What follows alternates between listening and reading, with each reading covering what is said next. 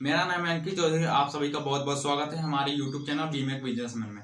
तो आज के वीडियो में हम बात करने वाले हैं बिजनेस के बारे में, मतलब बिजनेस कितने प्रकार के होते हैं, इसके साथ साथ सभी बिजनेस के फायदे और नुकसान।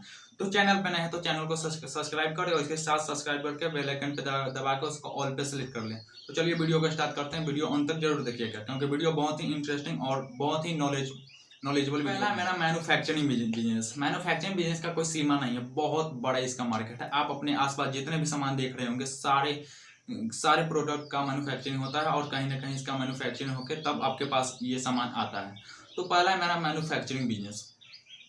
तो सबसे पहले जानते हैं कि मैन्युफैक्चरिंग बिजनेस होता क्या है। ऐसा व्यवसाय जहां कच्चे माल से मशीनों या हाथों के द्वारा कोई नई प्रोडक्ट कम से कम लागत में बनाई जा सके और उसे बनाने के बाद उसे सीधे मार्केट में बेची जा सके, बस यही प्रक्रिया को हम कहते हैं मैन्युफैक्चरिंग बिजनेस। इसे दो तरीके से किया जा सकता है। पहला, ऐसा प्रोडक्ट आप मैन्युफैक्चरिंग कर सकते हो जो मार्केट में पहले से मौजूद नहीं हो लेकिन वो हमारे किसी न किसी प्रकार से सहयोग करे। जैसा कि हम एग्जांपल के तौर पे पावर बैंक का लेते हैं। वो पावर बैंक हाल में ही आया है, कुछ साल पहले आया है। इसका पहले कोई डिमांड नहीं था लेकिन मार्केट में आने के बाद अच्छा खासा इसका डिमांड था और ये एक सक्सेसफुल मैन्युफैक्चरिंग बिजनेस माना गया। और इसका दूसरा तरीका ये है कि जो मार्केट में पहले से प्रोडक्ट मौजूद है उस प्रोडक्ट को अच्छे क्वालिटी में और कम से कम दाम में बनाया जा सके। आई होप आप इसका तरीका समझे होंगे और अब जानते हैं इसके फायदे के बारे में। आप कस्टमर के अनुसार प्रोडक्ट बना सकते हैं। मैन्युफैक्चरिंग बिजनेस में प्रोडक्ट की क्वालिटी आपके हाथों में होती है।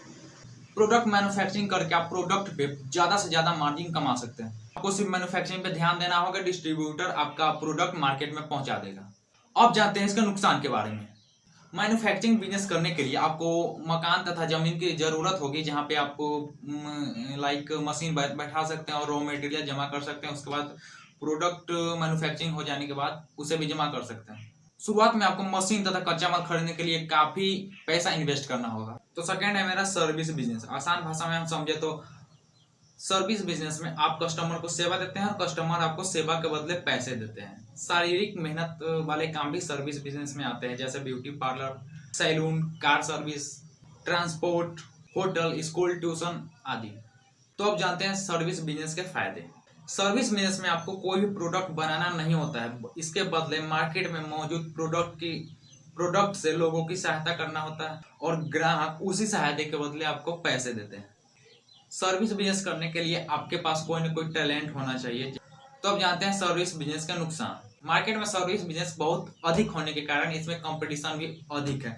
इसमें सफल होने के लिए आपको कड़ी मेहनत के साथ साथ एक अच्छे बिजनेस प्लान का भी होना जरूरी है। थर्ड है हमारा रिटेल बिजनेस।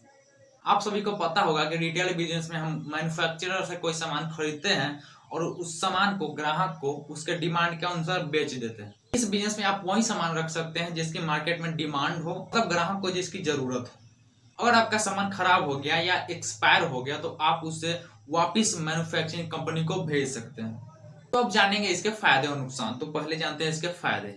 इस बिजनेस में आपको अपने ग्राहक की जरूरत को समझना होगा और उसी के अनुसार आपको उस प्रोडक्ट को अपने दुकान में रखना होगा। अब रिटेल बिजनेस में ऐसा सामान भी बेच सकते हैं जिसकी किसी भी घर को रोजाना जरूरत है, जैसे घर, आटा, चावल और भी बहुत कुछ, दूध, ब्रेड। तो अब जानते हैं इसके नुकसान के बारे में। इस बिजनेस में आपको रोजाना अपनी दुकान खोलनी होगी। अगर अपनी दुकान आप रोजाना नहीं खोलते हो तो आपका प्रोडक्ट रोजाना नहीं बिक पाएगा। 4 नंबर पे है मेरा फ्रेंचाइजी बिजनेस। फ्रेंचाइजी बिजनेस में आप किसी बड़े ब्रांड के नाम पे अपना दुकान या स्टोर खोल सकते हैं। मार्केट में बहुत सारी कंपनियां जो अपनी फ्रेंचाइजी देने के लिए तैयार है। तो अब जानते हैं इसके फायदे के बारे में।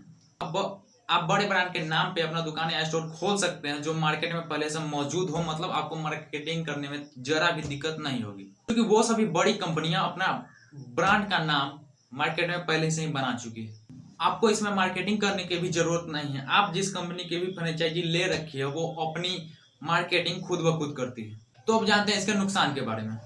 किसी भी बड़ी कंपनी की फ्रेंचाइजी लेने के लिए आपको शुरुआत में काफी इन्वेस्ट करना होगा और इसके साथ साथ किसी बड़ी कंपनी की फ्रेंचाइजी लेने में आपको बहुत ही भाग दौड़ करना पड़ेगा। तो 5वां नंबर है मेरा डिस्ट्रीब्यूटर बिजनेस।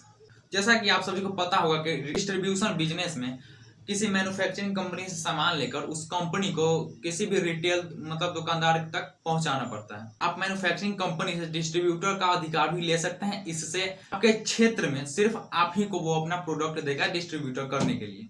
शुरुआत में आपको मुसीबतों का सामना करना पड़ सकता है लेकिन एक बार आपका पहचान मार्केट में बन जाने के बाद आप अपने बंदा भी रख के आप अपने बिजनेस को आगे बढ़ा सकते हैं। तो अब जानते हैं इसका फायदे के बारे में। आप विदेशी कंपनी से भी सामान मंगवाकर अपने क्षेत्र में डिस्ट्रीब्यूटर कर सकते हैं। इस बिजनेस में आपको सिर्फ दुकानदारों के साथ ही डील करनी होगी, ग्राहक के साथ आप डील नहीं कर सकते हैं। इस बिजनेस में सफल होने के लिए आपको कुछ ऐसा प्रोडक्ट का चयन करना होगा जिसकी डिमांड मार्केट में बहुत ही है, लेकिन वो किसी भी स्टोर पे नहीं मिलता है। तो अब जानते हैं इसके नुकसान के बारे में। इसमें आपको फायदा तभी होगा जब आप अपना सामान को बहुत सारे दुकानों पे डिस्ट्रीब्यूट कर सके। तो 6 नंबर पे है मेरा multi level marketing. Multi level marketing समझो तो आजकल आसमान छू रही है। तो आइए सबसे पहले जानते हैं कि मल्टी लेवल मार्केटिंग होता है क्या। इस बिजनेस में आपको किसी मैन्युफैक्चरिंग कंपनी से जुड़ना होता है और अपने नीचे दूसरे सदस्यों को भी जोड़ना होता है। जब आपके नीचे जुड़े हुए लोग उस कंपनी से सामान खरीदते हैं तो आपको उचित कमीशन मिलता है। मार्केट में बहुत सारी मल्टी लेवल मार्केटिंग कंपनी है, जैसे मोदी केयर, वेटीज, फॉरएवर। इन कंपनियों के साथ जुड़ना बहुत ही आसान होता है। तो आप जानते हैं इसके फायदे के बारे में। इसका सबसे बड़ा फायदा है कि आप इसे जीरो इन्वेस्टमेंट में शुरुआत कर सकते हैं। आपके नीचे जितने अधिक लोग जुड़ेंगे आपको उतनी ही अधिक कमाई होगी। आपसे जुड़े हुए लोग जब कंपनी से सामान खरीदते हैं तो आपको घर बैठे बैठे इनकम प्राप्त होता है। तो अब जानते हैं इसका नुकसान के बारे में। शुरुआत में अधिक से अधिक लोगों को जोड़ने के लिए आपको रोजाना नए नए लोगों से मिलना होगा और उनसे मिलकर कंपनी के बारे में बताना होगा और उनको कंपनी में जुड़ने के लिए कन्विंस करना पड़ेगा। इसमें सबसे बड़ी बात होती है एक सही कंपनी का चयन करना। तो अगले वीडियो में हम बताएंगे कि इंडिया में कितने MLM कंपनियां हैं और आप कैसे जुड़ सकते हैं, कौन सबसे अच्छा कंपनी है, कौन सबसे ज्यादा कमीशन देता है। 7वां नंबर और आखिरी नंबर मेरा है एग्रीकल्चर बिजनेस। जैसा कि आप सभी जानते होंगे कि एग्रीकल्चर बिजनेस में कौन से बिजनेस आते हैं। पहले तो पार्ट ये होते हैं जिसमें खेती बाड़ी आती है और दूसरे पार्ट ये होते हैं जिसमें मछली पालन, पोल्ट्री फार्मिंग, पशुपालन और भी बहुत सारे आते हैं। तो आज हमने कुल 7 बिजनेस और उसके साथ साथ इसके फायदे और नुकसान जाने। आप कमेंट में जरूर बताइएगा कि आपको सबसे अच्छा कौन सा बिजनेस लगा। और हम एक बात बोलना चाहेंगे कि आपके पास यदि कम इन्वेस्टमेंट है तो आप रिटेल बिजनेस या डिस्ट्रीब्यूटर बिजनेस आराम से कर सकते हैं।